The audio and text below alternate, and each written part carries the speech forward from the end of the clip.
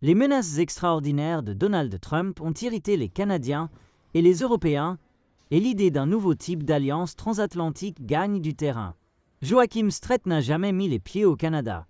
Mais cela n'a pas empêché ce politicien allemand de lancer une campagne vigoureuse pour que le pays d'Amérique du Nord rejoigne l'UE. Nous devons renforcer l'Union européenne, déclare Strait, qui a été élu membre du Parlement européen l'année dernière. Et je pense que le Canada, comme le dit aussi son Premier ministre, est le pays le plus européen en dehors de l'Europe.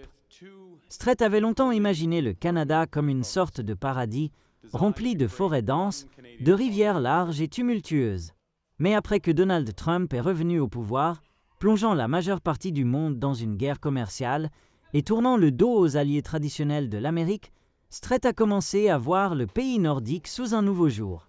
Ce qu'il a vu, c'était une relation relativement inexplorée, une relation qui pourrait être mutuellement bénéfique, alors que le monde fait face à une rapide refonte de la dynamique globale.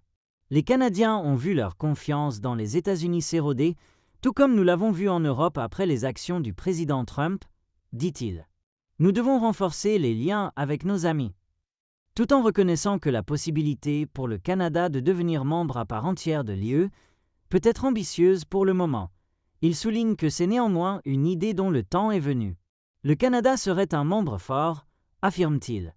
Si le Canada était membre de l'UE, il serait classé 4e en termes de PIB.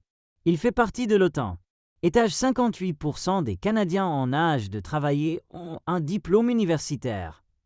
Le Canada possède également d'importantes réserves d'énergie, un atout qui pourrait être utile pour le bloc qui tente encore de se détacher du gaz russe.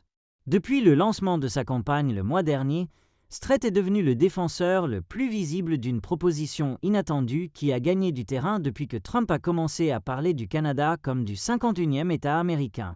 Les médias des deux côtés de l'Atlantique se sont plongés dans cette idée, tandis qu'un sondage de février auprès de 1500 Canadiens a révélé que 44% d'entre eux pensaient que le Canada devrait envisager d'adhérer à l'UE.